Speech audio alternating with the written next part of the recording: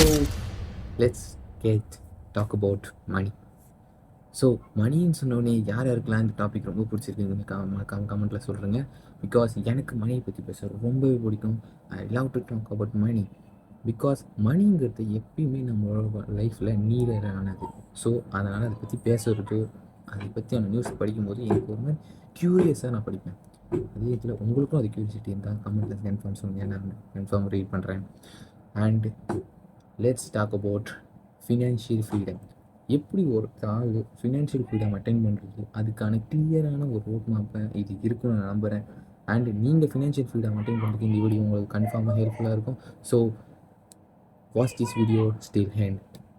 And I hope you. I'm Ashwin, first year engineer. First step budget பண்ணுறது. Budget பண்ணுறதுங்கிறது ரொம்ப ஈஸியான ஸ்டெப் தான். பிகாஸ் இந்த மணிங்கிற டாப்பிக்கை பற்றி பேசுனாலே பட்ஜெட்டிங், ஃபினான்ஷியல் ஃப்ரீடம் அட்டைன் பண்ணாலும் பட்ஜெட்டிங் பண்ணி தான் ஆகணும்.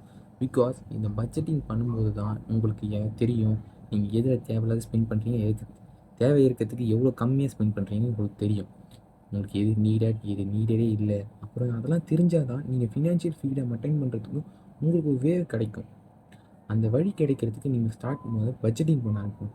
எனக்கு தெரிஞ்ச சில பட்ஜெட்டிங் ஆப்ஸ் அண்டு உங்களோட மணியை ட்ராக் பண்ணுறதுக்கான ஆப்ஸ் சிலது கீழே லிங்க் பண்ணுறேன், நீங்கள் அதை செக் பண்ணி பாருங்கள்.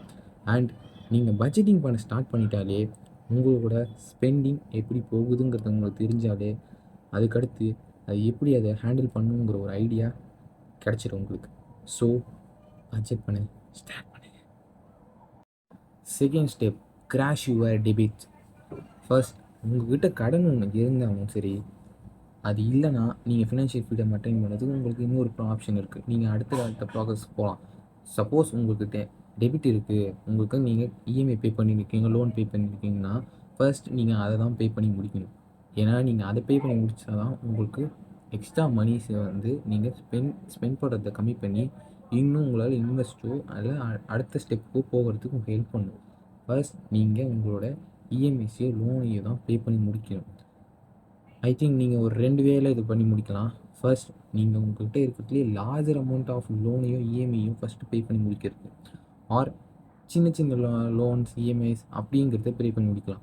இப்படி பண்ணி முடிக்கிறதுனாலேயே உங்களுக்கு உங்கள்கிட்ட இருக்கிற கடன் எல்லாம் கம்ப்ளீட்டாக முடிஞ்சிடும். அதுக்கப்புறம் சேர்த்து வைக்கிறது எல்லாமே உங்களோட அசட்ஸாக தான் இருக்கும், லைபிலிட்டியாக மாறாது. உங்களுக்கும் இஎம்ஐயும் இருக்காது. ஸோ உங்களோட ஸ்பெண்டிங்கை நீங்கள் அதுக்கடுத்து கண்ட்ரோல் பண்ண ஆரம்பிக்கலாம். எவ்வளோ ஸ்பெண்ட் பண்ணக்கூடாதுங்கிறது. பிகாஸ் நீங்கள் பட்ஜெட்டிங் பண்ணும்போதே இதை பற்றி யோசிச்சு தான் பண்ண முடியும், லோனுக்கு எவ்வளோ போகணுங்கிறது. ஸோ நீங்கள் ஃபஸ்ட்டு கட்டி முடிக்க வேண்டியது உங்களோட டெபிட்டை தான். Third step, save like a bro. ப்ரோனா I don't mean somewhere people. I think rich people எப்படி சேவ் பண்ணுறாங்க, எப்படி மணி ஹேண்டில் பண்ணுறாங்கிறத கற்றுக்கிட்டு அதை மாதிரி நீங்கள் பண்ணுங்கள். அவங்க எதுக்கெல்லாம் ஸ்பெண்டிங் அது மாதிரி பண்ணுவாங்க, எதெல்லாம் சேவ் பண்ண நினைப்பாங்க, இப்படிலாம் அவங்களும் டெபிட் கார்டு யூஸ் பண்ணுறாங்க, இதெல்லாம் பற்றி தெரிஞ்சுக்கிட்டு அதை வச்சு சேவ் பண்ண ஆரம்பிங்க. உங்கள் மணி தான் உங்கள்கிட்ட இருக்கிறதுலேயே ஒரு பவரான ஒரு டூல் மாதிரி. அந்த டூலை எப்படிலாம் ஹேண்டில் பண்ணணும், எப்படிலாம் சேவ் பண்ணணுங்கிறத நீங்கள் தான் யூஸ் பண்ணணும். நீங்கள் தான் அதை பற்றி தெரிஞ்சுக்கிட்டு அதை எப்படி யூஸ் பண்ணுங்கிறத கற்றுக்கிட்டோம். Save like a bro. Invest your future. நீங்கள் இப்போ இன்வெஸ்ட்மெண்ட் ஸ்டார்ட் பண்ணால் கூட உங்களோட ஃப்யூச்சர் க்ரோத்துக்கோ, உங்கள் ஃப்யூச்சருக்கான உங்களோட லைஃப் ஸ்டைல், உங்களோட பிஸ்னஸ் ஸ்டார்ட் பண்ணுறதா இருக்கட்டும், இல்லை உங்களுக்கு ஃபினான்ஷியலாக உங்களுக்கு ஒரு ஃப்ரீடம் அட்டைன் பண்ணுறதுக்காக இருக்கட்டும், எதுக்காக இருந்தாலும் இன்வெஸ்ட்மெண்ட் இஸ் பெஸ்ட் ஆப்ஷன்.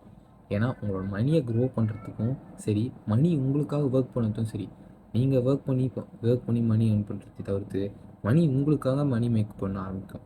அதுதான் இன்வெஸ்ட்மெண்ட். இன்வெஸ்ட்மெண்ட்டுக்கு ஃபஸ்ட் ஸ்டார்டிங்கில் நமக்கு ஒன்றுமே தெரியாது. ஷேர் மார்க்கெட்னா என்னன்னு தெரியாது, இண்டெக்ஸ்னால் என்ன தெரியாது, எது பற்றியும் தெரியாது. போயிட்டு கூகுள்லையோ யூடியூப்லேயோ போயிட்டு பாருங்கள், what's investment, what's share market, எப்படி ட்ரேடிங் பண்ணணும், எப்படி இது பண்ணணும், அது எல்லாத்தையும் பற்றி கற்றுங்க. போய் ஒரு பேசிக்கான ஒரு நாலேஜ் ஷேர் மார்க்கெட் பற்றியோ இல்லை ஒரு இடிஎஃப் பற்றியோ தெரிஞ்சுக்கோங்க. அப்படி இல்லை ஒரு சிம்பிளான இன்வெஸ்ட்மெண்ட், எனக்கு ரிஸ்க்கே ஆனால் எனக்கு அதை பற்றி தெரிஞ்சுக்க டைம் இல்லை, நான் எனக்கு லோவர் இன்ட்ரெஸ்ட்டு ஒரு நார்மலான இன்வெஸ்ட்மெண்ட் போகணுன்னா ஐ திங்க் நீங்கள் நிஃப்டி 50 ஒரு நாவி இண்டெக்ஸ் அந்த மாதிரி சம்வேர் எல்லாம் இன்வெஸ்ட் பண்ணால் உங்களுக்கு ஒரு பெட்டரான ஆப்ஷன். அண்டு ஒரு நல்ல ஒரு இன்வெஸ்ட்மெண்ட் ரேஷியோவும் கிடைக்கும். ஐ திங்க் 16% நினைக்கிறேன் இந்த லாஸ்ட் இயர். ஆச்சும் ஒரு 16 ஆர் 25% எனக்கு தெரியல I don't know. So invest பண்ண ஸ்டார்ட் பண்ணிட்டாலே உங்களோட மணி ஆட்டோமேட்டிக்காக step create multiple stream of income.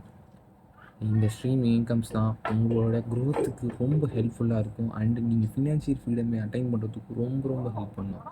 Sir in case நீங்கள் ஒரு சாஃப்ட்வேர் இன்ஜினியராக இருக்கலாம், உங்களுக்கு தெரிஞ்சதை நீங்கள் ஒரு ஃப்ரீலான்ஸாக கூட பண்ண ஆரம்பிக்கலாம்.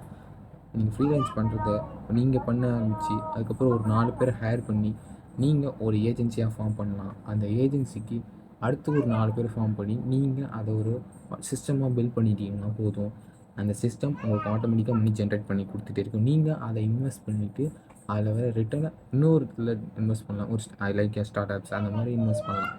நானும் என்னோடய ஃபினான்ஷியல் ஃப்ரீடம் அட்டைன் பண்ணுறதுக்கு எனக்கு நிறைய ஸ்டெப்ஸ் அதிகமான லேர்னிங்ஸ் மட்டும்தான் இருந்ததே தவிர்த்து அதை அட்டைன் பண்ணுறதுக்கு எனக்கு இப்போ இன்கம் இல்லை. நான் முன்னாடி ஒர்க் போயிட்டு இருக்கும்போது கூட நான் இதை பற்றி யோசிச்சதே இல்லை. But I invest I think ஒரு 2000 இன்வெஸ்ட் பண்ணியிருப்பேன் நினைக்கிறேன். அந்த அமௌண்ட்டை இன்வெஸ்ட் பண்ணுறதுக்கு எனக்கு ரொம்பவே பயமாக இருந்தது. பிகாஸ் அதை பற்றி ஒரு சம் லேர்னிங்ஸ் கூட என்கிட்ட கிடையாது. பட் இப்போ ஐ நோ ஸ்டாக் மார்க்கெட் எப்படி ஒர்க் ஆகும், எப்படி க்ரோத் ஆகும், எப்படி எது இப்போ பீக்கில் இருக்குது, எது டவுனில் இருக்குது அப்படிங்கிறத பற்றி ஒரு அளவு நாலேஜ் கெயின் பண்ணுறதுக்கப்புறம் தான் எனக்கு தெரியுது நான் முன்னாடி இன்வெஸ்ட் பண்ணியிருக்கலாமோன்னு. அந்த மிஸ்டேக்கை நீங்கள் பண்ணாமல் இப்போ start investing now today and create multiple stream of incomes. அதுதான் உங்களுக்கு இன்கம் அதிகம் பண்ணி கொடுக்கறத தவிர்த்து உங்கள் ஃப்யூச்சரை க்ரோ பண்ணுறதுக்கும் ஹெல்ப்